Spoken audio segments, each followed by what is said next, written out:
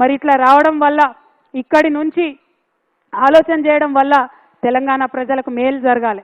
మీ అందరికీ తెలుసు కేసీఆర్ గారు చింతమడకల పుట్టిన బిడ్డ మనందరం తలెత్తుకొని పనిచేసేలాగా రాష్ట్రం తీసుకొచ్చి పెట్టిండు.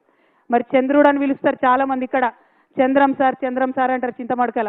మరి అట్లాంటి చంద్రుడికి ఇవాళ మచ్చ తెచ్చే పని కొంతమంది చేసిండ్రు. నేను అదే మాట చెప్పిన, మచ్చలేని చంద్రుడికి మీరు మచ్చ పెట్టిరనే మాట చెప్పిన. మీరు మచ్చ పెట్టిరని నేను చెప్పంగానే తల్లిని పిల్లని కాకుండా బాపిండ్రు. అట్లయినా కన్న ఊరు అమ్మగారి ఊరు, మీరు నన్ను కడుపులో పెట్టుకొని రండి, మీరు తప్పకుండా ధైర్యం కోల్పోకండి, మా ఊరికి రండి, అమ్మగారి ఊరికి రండి అని మీరు పిలిచిండ్రు.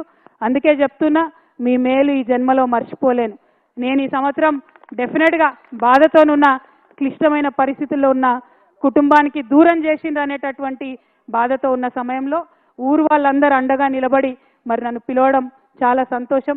ఎన్నడూ కూడా సంతోషంలో ఉంటే ఎవరైనా పిలిస్తే తింటారు, పోతారు, మర్చిపోతారు.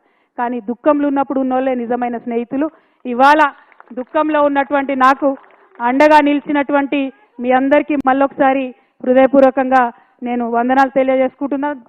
మీ అందరికీ తెలుసు, కొంచెం బాధ అవుతుంది, మీ ఇంటి ఆడబిడ్డను కాబట్టి మీరు అర్థం కూడా చేసుకుంటారని నేను అనుకుంటున్నా.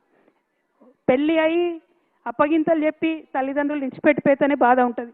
అటువంటిది తండ్రి బాగుండాలి, తల్లి బాగుండాలని కొట్లాడేటటువంటి నన్ను కుటుంబం నుంచి విడగొట్టేటటువంటి కుట్రలు చేసినటువంటి వాళ్ళను మాత్రం నేను వదిలిపెట్టానని సందర్భంగా మళ్ళొకసారి తెలియజేస్తూ, ఈ గడ్డకు, ఈ చింతమడక గడ్డకు ఎంత పౌరుషం ఉందనేటటువంటిది ఖచ్చితంగా నేను చూపిస్తా.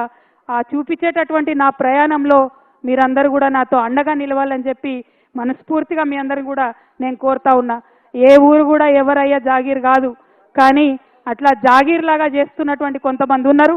వాళ్ళ సంగతి కూడా, వాళ్ళ భర్తం కూడా ఫ్యూచర్లో పడతామని సందర్భంగా తెలియజేస్తూ, మరి నాకు మంచి ధైర్యాన్ని ఇచ్చి చిన్నప్పటి నుంచి ఆటపాట నేర్పి కులాలకు మతాలకు అతీతంగా మరి ఖచ్చితంగా ప్రజలతో కలిసి ఉండాలని నేర్పినటువంటి మా ఊర్లో మళ్ళొకసారి ధన్యవాదాలు తెలియజేస్తూ, మా ఆడబిడ్డలందరూ వెయిట్ చేస్తున్నారు బతుకమ్మ ఆడుకోవడానికి. డిస్టర్బ్ చేయకుండా మగపిల్లలందరూ బయటికి పోతే డీజే పెడితే మేమందరం కొంచెం సేపు ఆడుకుంటాం ఆనందంగా. ఎందుకంటే బతుకమ్మ అంటేనే ఆట, బతుకమ్మ అంటేనే పాట. కాబట్టి ఈ ఆట పాటలో మరి మునిగి తేలడానికి వచ్చిన నాకు కొంత మా మగపిల్లలంతా సహకరించి గ్రౌండ్ వదిలిపెట్టి పోవాలి. డీజే పెడితే ఖచ్చితంగా అందరం ఆడుకుంటాం.